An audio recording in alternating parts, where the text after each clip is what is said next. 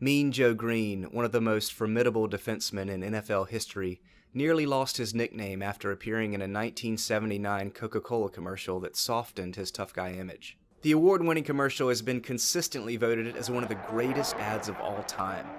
It reshaped Greene's public persona and expanded his fan base. Before it aired, people were intimidated by him. Afterwards, they wanted to give him a hug. I think you're the best ever. You know, it wasn't uncommon for me to go on the road and see this very grotesque-looking figure, you know, painted on boards, placards, Mean Joe. But all of that flipped. Joe machines. Mean Joe Greene, Mean Joe. I was approachable, whereas before I wasn't. You know, little kids, they were not afraid of me. They would all offer me Coke. Want my Coke? Hi, Mean Joe. Greene recently visited Coca-Cola headquarters in Atlanta to reflect on his role in the iconic ad and how it changed his life. He was joined on stage by Penny Hawkey, the ad copywriter responsible for the script, and Gary Pomerantz, author of the new book, Their Life's Work, The Brotherhood of the 1970s Steelers. It was a remarkable commercial then. It's a remarkable commercial still today. It stands the test of time as a monument to brisk, efficient, dramatic storytelling. Hawkey explained how the ad's concept, which marked a sharp departure from previous Coke ad campaigns, came together. I remember sitting at the table, names being thrown out. I heard Tony Dorsett and Terry Bradshaw and Frank O'Hara's and Lynn Swan and Roger Starbuck and Mean Joe Greene. And I said, what? There's somebody actually named Mean Joe Greene? Greene had never acted before and was reluctant to take the gig at first, but he soon realized it was an opportunity he couldn't turn down.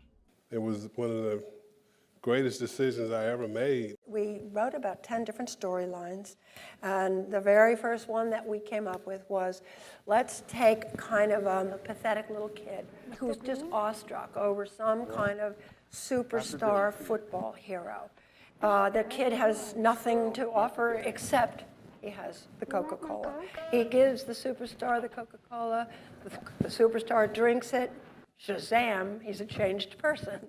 The commercial was filmed in May 1979 at a municipal football stadium in Mount Vernon, New York. Greene and Tommy Okon, who portrayed the kid, rehearsed before the cameras rolled, staying loose with an occasional game of catch. Greene struggled to deliver the now famous payoff line. No easy task after chugging a 16-ounce Coca-Cola, but after a few dozen takes and 2¼ gallons of Coke down the hatch, they wrapped production.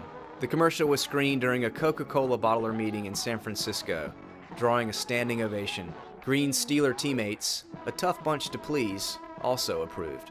That next morning, after they aired the commercial, when I walked into the locker room, all the guys were smiling and they were cheering for me. It wasn't until the 1980 NFL Pro Bowl in Hawaii when Greene began to realize the impact the commercial had on his image. All of these kids came to me, and I got nervous at first because I didn't know what was going on, but I saw them carrying the Coke cans and the Coke bottles, and I said, my goodness, the times have changed. The ad was praised by people of all ages and from all walks of life, not just football fans.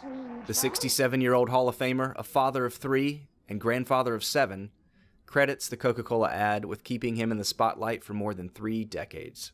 My public life, my football life, has been kept alive by the commercial. I think few people might know me as Mean Joe, but a lot of them know me as the Coca-Cola guy.